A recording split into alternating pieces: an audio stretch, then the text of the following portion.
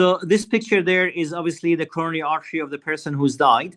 This is not to frighten you, just this is to open your eyes, just to be more careful when you see patient with a chest pain. Okay, so as you know, the ACS is divided to three parts. One is non-STEMI, when there's no ST elevation, and then unstable angina when there is not significant ECG changes or possible significant ECG changes without significant troponin rise. And the third thing is ST elevation MI, when they have ST elevation and the artery almost completely blocked. So this is the artery of the patient has angina, hasn't had heart attack yet, but his artery is narrowed with a large cholesterol plaque. And this is when the patient comes to the chest pain clinic sometimes. And then this is when we start treatment, try angina, do investigation to prevent the patient had a heart attack by breaking this plaque. Okay, so I don't know. So this is, I don't think it's going to play here. So this is the artery with the same atherosclerotic plaque previously. The plaque is slightly ruptured and is gathered, collected all the platelets, all the thrombus issues, which is going to block the artery.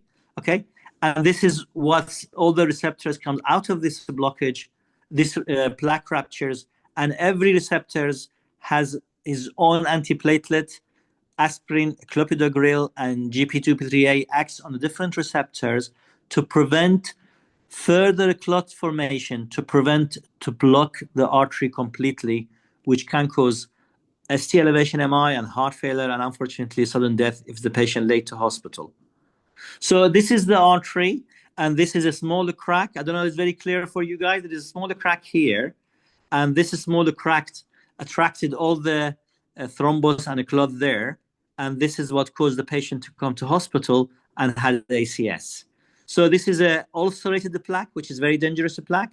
And this is why you have a ST elevation up and down in some patients, because when you have this ulcerated plaque and this high risk of coronary artery spasm around this injured area, and this is why ST goes up and down with this unfortunately nasty plaque, which can need to be intervened as soon as possible to prevent recipe of disaster.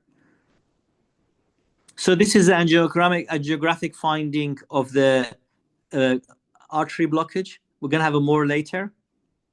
And this is, unfortunately, our dead patients who had a massive heart attack. We can see two different parts of their left ventricular. One part, the papillary muscle, sorry, I can't highlight it. On the left-hand side is red, and the right-hand side is white because it's infarcted.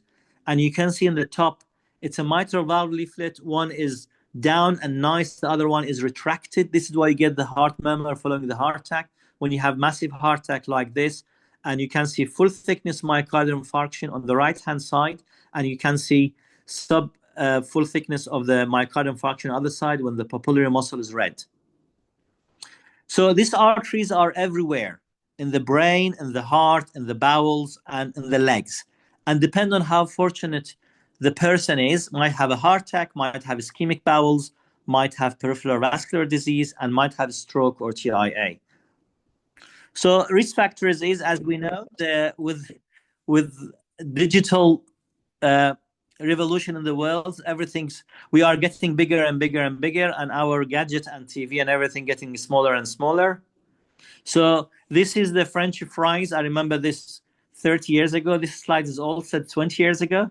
So now the portion of chips is much bigger and is less expensive. So you can see from the old one is a 210 calories. The new one goes to 610 calories. And if you want to burn the difference between both, you have to walk between 2 hours and 20 minutes walking, which obviously from Wakefield to Huddersfield, until you burn the difference of the calories of the chips you had earlier. So this is a new version of the walking the dog. So you see the dog owners having popcorns and everything beneath, and the dog is going on treadmill. And this is how it happens, unfortunately, in these days. So you all know the risk factors. Male, they have testosterone. Asian, they have insulin resistance, and other risk factors you are all aware of. So this slide is extremely important slide. And I'm based my practice basically on these slides. I look at the patient lipid profile, especially in a troponin negative patients, And you can see here, the lipid profile is the first and most culprit for significant coronary artery disease. Second things is smoking before diabetes and hypertension. And if you just look down further, the psychosocial issue is the third one following smoking, because unfortunately people who live in a deprived area, unemployed, they eat junk food, they smoke, they do everything. And this is combination, and this is what these patients have: the high lipid profile. Also, they are a smoker, and they have a combination of diabetes and hypertension sometimes. So the psychosocial issue is extremely important in coronary artery disease. So presentation is not always typical. Okay, so the presentation here is you have some chest tightness, goes up to your neck, goes to the arms. But unfortunately, in these days, due to obesity and other causes, we don't see this typical presentation in these days. So atypical presentations, first of all, bear in your mind, 30% of patients with a significant coronary artery disease, they might have normal troponin. 30% they might have normal ECG, and 30% they have no chest pain. And they present with the atypical presentation, which includes shortness of breath on exertion, nausea and vomiting, mainly for the inferior or posterior MI, sweating, clamminess, all type of MI, tachycardia for anterior MI, a bradycardia and complete heart block for inferior or posterior MI, heart failure mainly in the anterior MI, and neurological impairment can happen in the complete heart block when the patient have a cardiac arrest or VF arrest due to anterior MI. Epigastric pain normally is common in the inferior or posterior MI, and indigestion also on exertion can be sign of inferior or posterior MI later. Stabbing chest pain rarely cause ACS, but unfortunately the stabbing pain is what the patient complain of. And before stabbing pain, they will have a chest discomfort, they will ignore it. And other type of pleuritic chest pain due to the complication of the pericardial, complication of possibly pericarditis when the patient present to hospital a week or 2 weeks after silent MI. So please, you should know that time is muscle. So as soon as you see the patient with this and there is no risk factor like anemia or other issues, you must start ACS treatment, which is with the antiplatelet. The sooner antiplatelet given, especially within half an hour, will reduce mortality by 25%. Obviously, you need to make sure patient is not anemic. You need to make sure the ECG, you have to repeat ECG, because while you're waiting to give a treatment or while the patient waiting to see you, they might develop from non-STEMI to STEMI. So please prefer to see any patient with a high-risk chest pain, prefer to have an up-to-date ECG to make sure patient is not a STEMI or doesn't have dynamic ECG changes, to contact the cardiologist on call for further special treatment or transfer to the tertiary center. So while you're assessing the patient for the chest ACS chest pain, please bear in mind you have to rule out pulmonary embolism in some patients. Aortic dissection is very common as well, and other causes, pneumonia and pneumothorax, although can present similar to the central chest pain, and this needs to be ruled out before you're considering ACS treatment as well. So investigation, ECG, make sure chest pain, FBC is very important. We see patient with ACS and dynamic changes, they will have HB of 70 or 50. So please do not be excited to give antiplatelet as soon as possible. Okay, patient might have melena later and they will die. I have a few cases, unfortunately, mismanaged ACS with a low HB. And unfortunately, it's a type 2 MI, it's not genuine MI. You have to give more blood transfusion to prevent worsening chest pain and cardiac event, and not antiplatelet. One antiplatelet will be enough. Lipid is very important. Thyroid function test is very important. Many cases, patients have undiagnosed severe hypothyroidism, which cause hyperlipidemia and unfortunately end up having heart attack in very young age. Obviously, the other basic investigation you're aware of and know. Okay, some of the investigations is now available in some hospitals. They do cardiac CT, angiogram, which triple rule out. With the same scan, they can rule out aortic dissection, and they can rule out also pulmonary embolism and coronary artery disease or dissection in the same time with the one scan.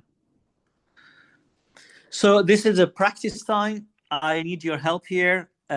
This is a patient who is a 55 years old, smoker, and all diabetics with hypertension, presented with a chest pain, severe chest tightness, and this is his ECG. Any takers, please?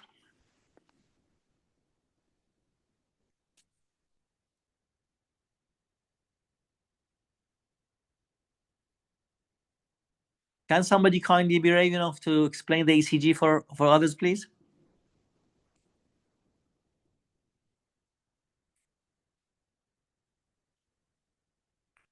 Don't be shy, please.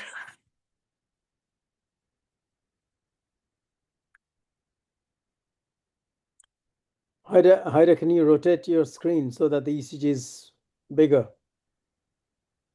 And maybe scroll a bit up and down. Yeah. Yeah, thank you. That shows all the leads. Yeah, sorry. Yeah. Thanks. All right, guys. So ECG in front of you. The ECG, I put the all ECG get missed frequently. So it's but very straightforward ECG. I want someone just explain what's happening in this ECG.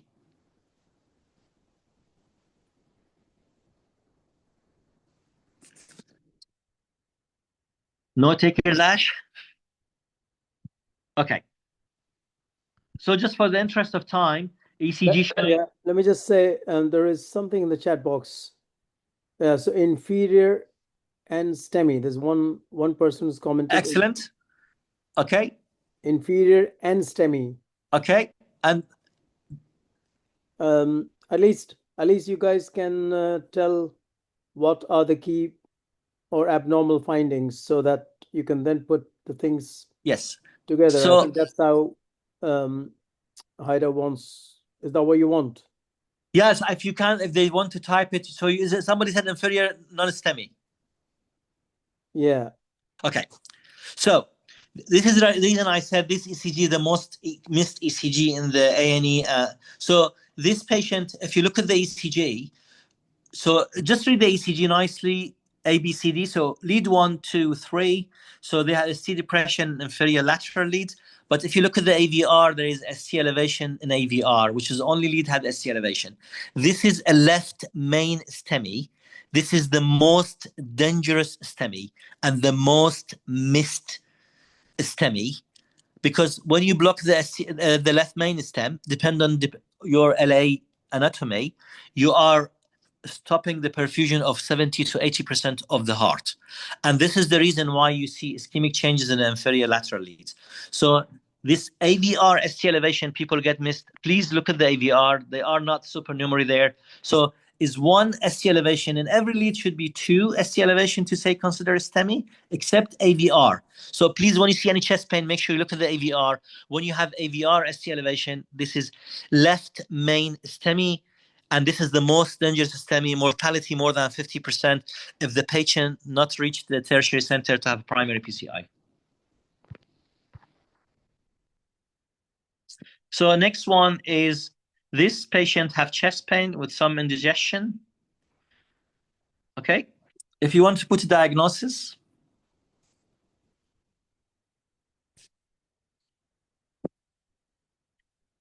Is it ECG clear now?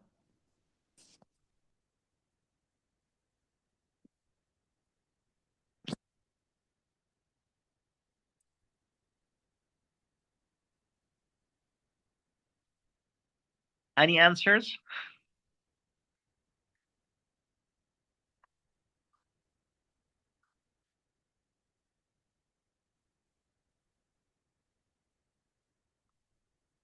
Any answers, guys?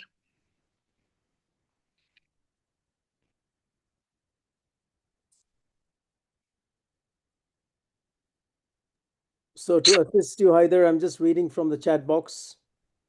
ST depression V2, V3, anterolateral, and STEMI. Okay. Thank you for this answer. This is the common diagnosis for this ECG, but in fact, this ECG is posterior STEMI. So when you have a STEMI, you have to blue light the patient to have a plumbing PCI done properly. Yeah, this answer is a common answered and common missed ECG. So when you have a tall R wave V1 to V3 with ST depression, please always, whenever you have ST depression anterior leads, it's always do posterior leads and always do right ventricular leads. So posterior leads by moving V1, V2, V3 leads to the back of the chest, V7, 8, 9. Yes, you Google it, you can't find the images how to do the posterior lead ECG. So mortality rate, again, in this case is a 50%, over 50%, because most of the time they involve the right ventricular. As you can see, if the first lead, there is slightly ST elevation also in inferior leads, okay? But this is ST depression in anterior. V1 to V3, they are the most dangerous lead in ECG. I will tell you why. And I will show more and more these abnormal ECG changes in anterior leads. So please bear in mind, tall R wave, ST depression, please ruled out the posterior STEMI, which need urgent transfer to lateral center to have a primary PCI. So again, chest pain with shortness of breath, with ECG changes in anterior leads.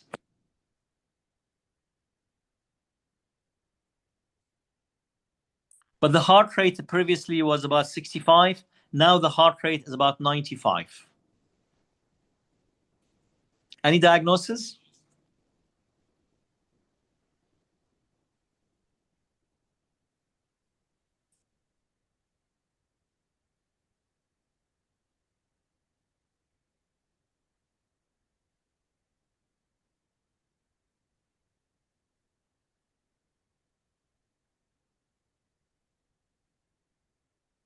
Anything in the chat box, Ash? So I have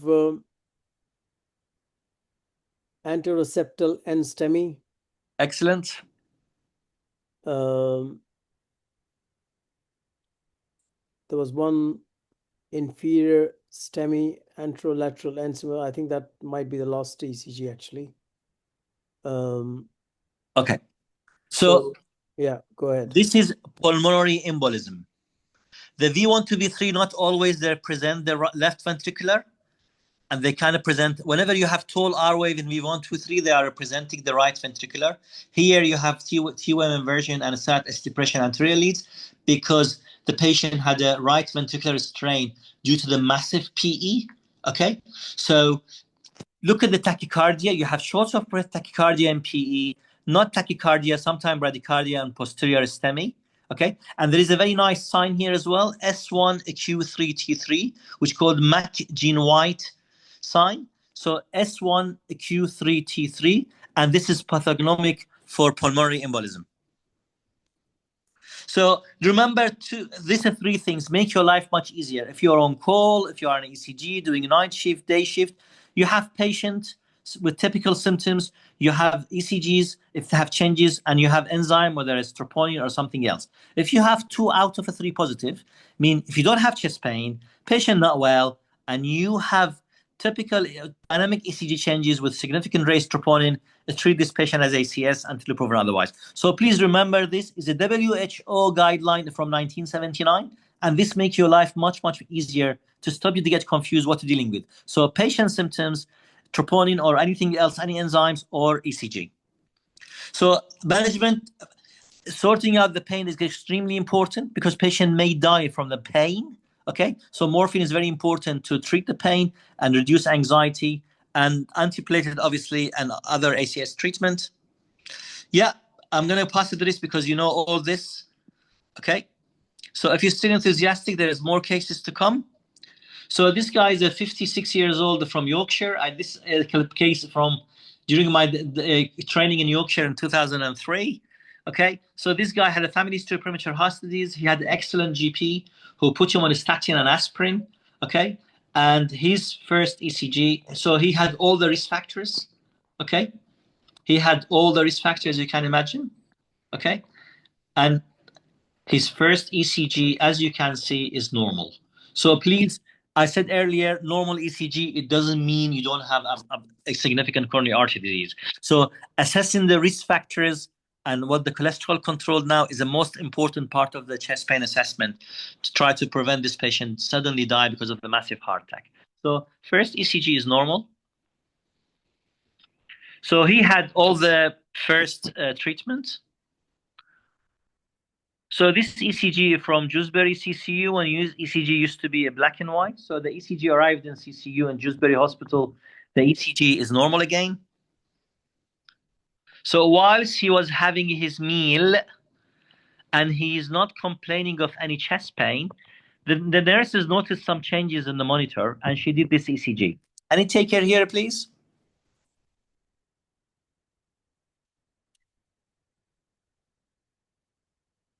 And patient was not having any chest pain.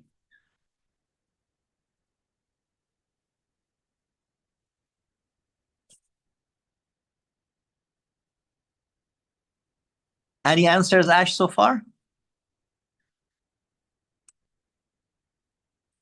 There is Welland syndrome. Excellent. Well done. Well done. This is Welland syndrome. The key is no chest pain with dynamic ECG changes in the anterior leads. So if you call tertiary center telling you, oh, don't worry, there's no chest, tell him, please, this is a Welland syndrome. Because a tertiary SPR and tertiary SPR cardiology, even intervention cardiologists, unfortunately, they forget something called Welland syndrome, and they don't. This is the most dangerous non-STEMI. So this is the ECG. This is their angiogram. First angiogram on the top left, you can see he blocked. So big on the top is a left main stem. When I show you the first ECG is ST elevation NVR. So this is gonna block the main big on the top. Sorry, I can't have things to show you. And then if you go down, there's a blocked artery, which is LAD, 99% blocked. And then the other side is a left circumflex artery, which has some severe disease in the mid as well. So the interventionist was lucky, managed to pass the wire. You can see wire, and managed to inflate the balloon. You can see on the top right. And then lower left, you can see they inflated the balloon. And then he opened the artery, and the artery now is open and saved this patient life. Mortality is over 50% if mislooked. Okay, so this is Dr. Willens. He's an electrophysiologist from Netherlands.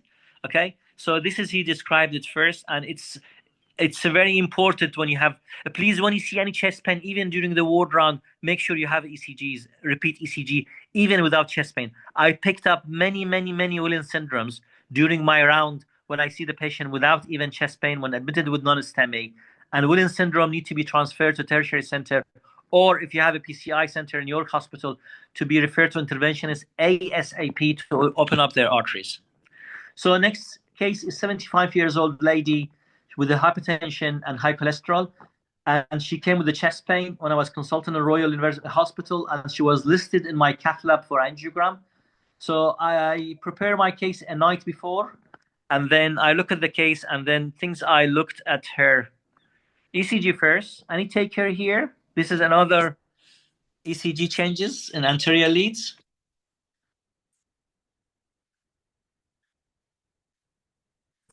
Any diagnosis? Somebody with hypertension and high cholesterol, 72 Asian. Any diagnosis on the ECG? Chest pain, the troponin negative, send home, and to have urgent angiogram on my list.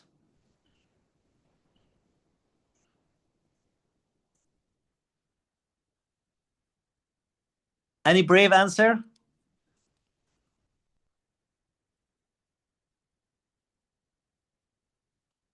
Or differential diagnosis?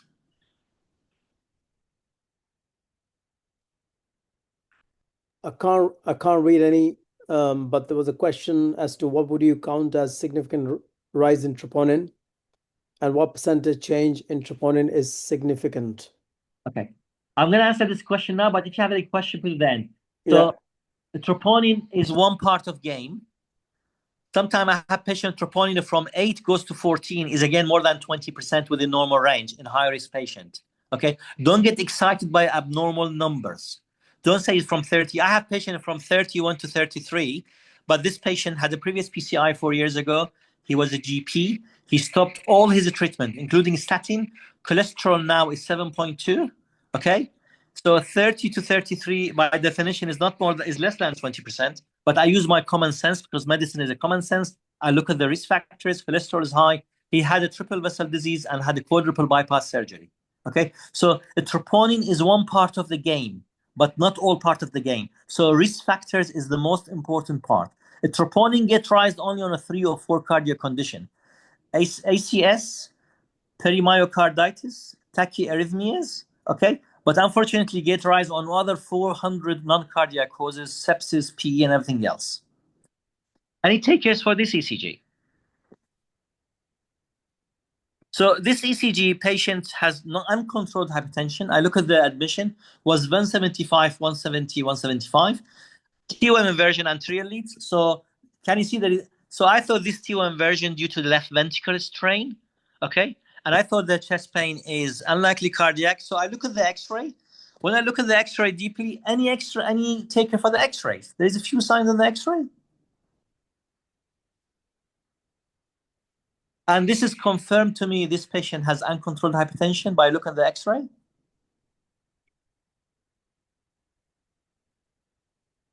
So why didn't mediastinum, aortic dissection, cardiomegaly? Any takers? So she had a wide mediastinum due to the unfolded aorta. We see this unfolded aorta in uncontrolled hypertension patients. Because the heart pumps against very high pressure, the aorta fold, the way they arch is get opened up. Because of, so when I see this is doing radial angiogram from right coronary artery, can be right radial artery, it can be a nightmare. However, there is something within the heart. Have you seen the heart? There is something within the heart shadow.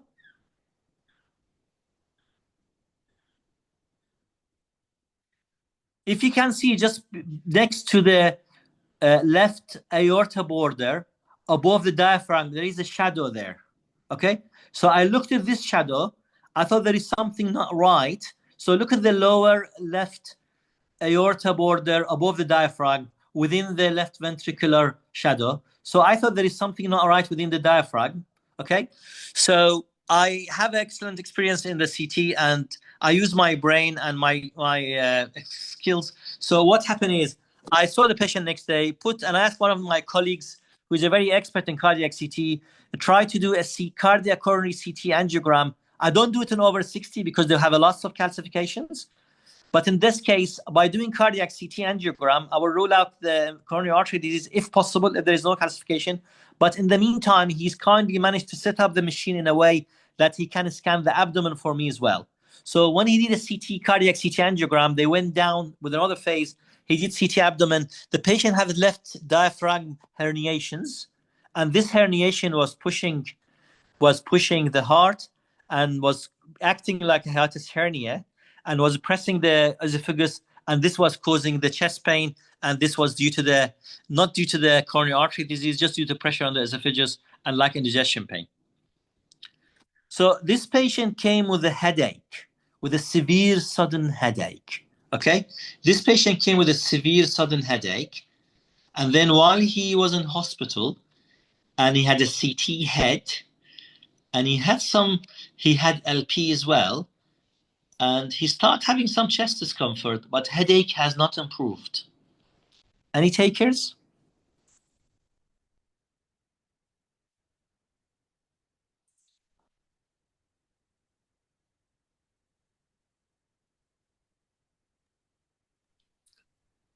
Subarachnoid hemorrhage, 2 Excellent. responses. Excellent. Well done. This is called cerebral T-wave inversion. So I showed you how many T-wave inversion? I showed you in posterior MI, I showed you in PE, I showed you in Wallen syndrome, and I showed you on the left ventricular strain. And now this, unfortunately, this patient didn't have exanthochromia on his LP because the person, they thought he might have a meningitis, and unfortunately he was given 2 antiplatelet and fondaparinux, and unfortunately died within 10 hours for massive intracranial bleeding. This is a true story. Okay, so please be careful with any T-wave. When you see widespread T-wave inversion, before you consider ACS, this is something systemic. Okay, whether it's due to pancreatitis sometime or we see this within the brain is due to traumatic brain injury, due to the ischemic stroke, due to intracranial hemorrhage, and due to intracranial pressure. And sometimes you might see it in the people with the Takotsubo cardiomyopathy as well.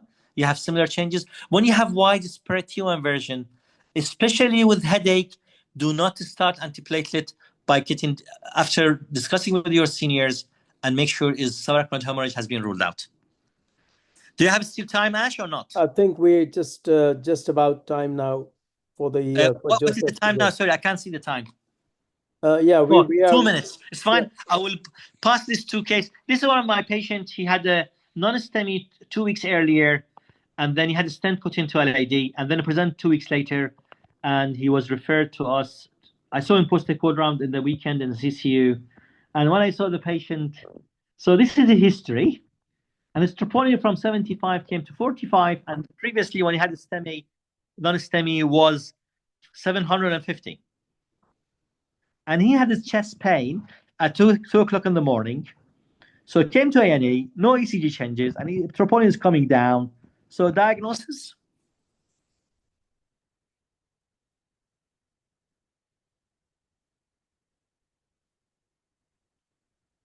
So when I saw this patient, I told him, did you have your first glass of wine the night before? He told me, all right. So this chap had a glass of wine or half a bottle of wine, and then at 3 o'clock in the morning, wake up, have this pain. Please note, indigestion pain in the middle of the night can be similar to angina or heart attack pain. Severe tightness due to esophageal spasm, and goes to the jaw and goes to the left arm. I have it myself. I'm having it for the last 2 days now as well. Okay, so if it's cardiac, okay, when they come to hospital, fair enough. So ECG will be normal. Troponin will be, this troponin was coming down from previous non-STEMI 2 weeks earlier. Okay, so with normal ECG, normal troponin, this is ACS ruled out. So it's most likely indigestion. Ask about alcohol intake and ask about coffee intake, or even they haven't had any food for next time. So the next case is the same patient. 3 o'clock in the morning, you use G10 spray with the previous bypass surgery, troponin normal, ECG normal. And then first question I asked the patient, did you have a meal the night before? He admitted that he hasn't eaten for 14 hours before this chest pain because he's trying to lose weight. He had lunch. He didn't have anything until 3 o'clock in the morning. So this pain was due to indigestion, and this is why it causes chest pain, which is similar to heart attack pain. So troponin normal, ECG normal. I told you before, 3 things: chest pain, cardiac is fine, but ECG normal, troponin normal. So this was not cardiac, was indigestion. So please differentiate diagnosis is extremely important. ECS, dissection, pulmonary embolism, tachyarrhythmias, pericarditis. Pericarditis, chest pain is worse when you're lying on your back, better leaning forward. This is pericarditis. Okay, musculoskeletal pain, please make sure you press. If it's tender, this is musculoskeletal. A pleuritic chest pain can happen on deep inspiration, okay, and it doesn't change when the patient lying on the back or leaning forward, okay, and it's not tender either. Gastroesophageal reflux can be similar to the heart attack or angina pain, but happen at rest. ECG normal, troponin normal, patient obese, hiatus hernia. Esophageal rupture, I've seen a case when I was in Dewsbury, patient had overdose, has a violent vomiting, and the x-ray confirmed he had a esophageal rupture. And thank you very much for listening. Any questions? Well, yeah, thank you, Hdr. I think very comprehensive. I'm sorry about the IT issues you had to. I'm sorry as well. I have to take the 10 minutes late. Sorry about that, guys. But I think it's a very well structured talk where you've shown 2 or 3 really good examples which come back to the A&E and are discharged within a few hours, and then the common recommendation is referred to chest pain clinic, and the message is loud and clear that they are non-cardiac sounding. They need to be, the history is important, the context is important, and risk factors. I think the range of T inversions and the kind of ECG abnormalities in context of clinical presentation you dealt with was really which should be very informative and applicable to clinical practice. Thank you so much. No, thanks so much, and good luck. Thanks so much. Yeah. Good luck, everybody. Thank you. Yeah, thank you.